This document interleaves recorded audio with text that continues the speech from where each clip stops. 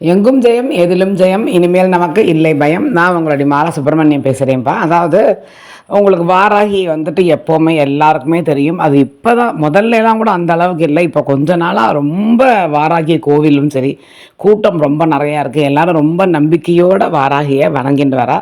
நம்பினவா எல்லாருக்குமே கண்டிப்பான முறையில் தெய்வம் எல்லா தெய்வங்களும் வாராகி மட்டும் கிடையாது, எல்லா தெய்வங்களும் நம்பினவால் கண்டிப்பாக கைவிடாது. எஸ்பெஷலி வாராகி எப்படி அப்படின்னாக்க சத்தியத்திற்கு கட்டுப்பட்டவள், நியாயத்திற்கு கட்டுப்பட்டவள்னு சொல்லுவாள். அவள் வந்துட்டு நம்ம பக்கம் நியாயம் இருந்ததுன்னாக்க என்ன தான் பிரச்சனை இருந்தாலும் நம்மளை தான் சப்போர்ட் பண்ணுவாள், நம்மளை தான் ஜெயிக்க வைப்பாள். அவள் வந்துட்டு எப்போவுமே அவள் கூட இருந்தால் ஜெயம் மட்டும்தான் நடக்கும், ஜெயிக்கும் சக்தி நமக்கு நிறையா கிடைக்கும் அப்படிங்கிற மாதிரி ஒரு ஐதீகமும் இருக்குது. அதுக்காக ஒரு நல்ல ஒரு அவளுடைய நாமங்கள் இருக்குது. அந்த நாமங்களை இப்போ நான் இந்த பதிவில் சொல்கிறேன், நீங்கள் பார்த்துக்கோங்க. அதை நீங்கள் நாளைக்கு பஞ்சமி திதி, அதுக்கப்புறம் இந்த தேய்பிரை அஷ்டமி, அதெல்லாம் ரொம்ப விசேஷம்.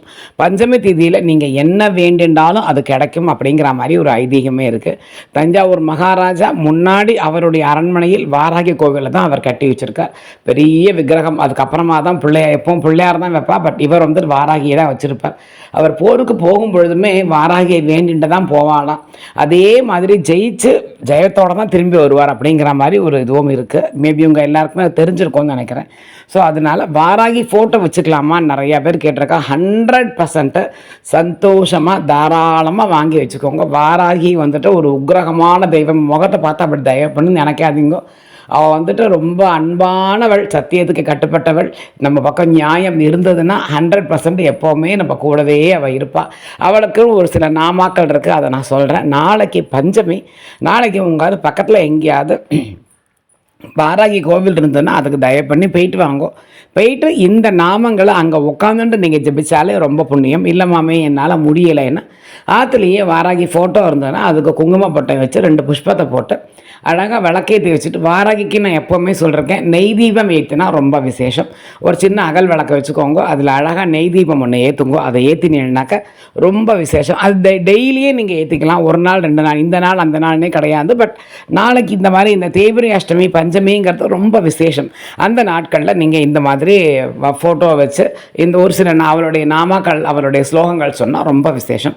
இந்த அவளுக்குன்னு ஒரு 12-13 நாமாக்கள் இருக்குது. அதை மட்டும் இப்போ நான் உங்களுக்கு சொல்கிறேன். அது சொன்னேன்னாக்கா கண்டிப்பான முறையில் எந்த ஒரு பிரச்சனையாக இருந்தாலும் அது மாறுவதற்கு நிறைய வாய்ப்புகள் இருக்குது. ஸோ இந்த நாமாக்களை நீங்கள் சொல்லுங்க.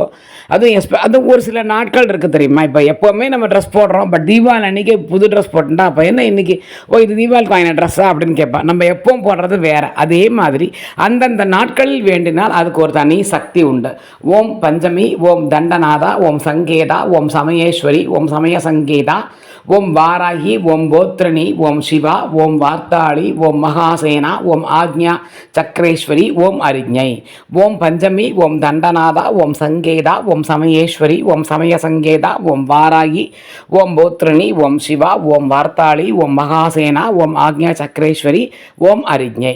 இதை நீங்கள் சொல்லுங்க, கண்டிப்பாக 100% நல்லது நடக்கும்.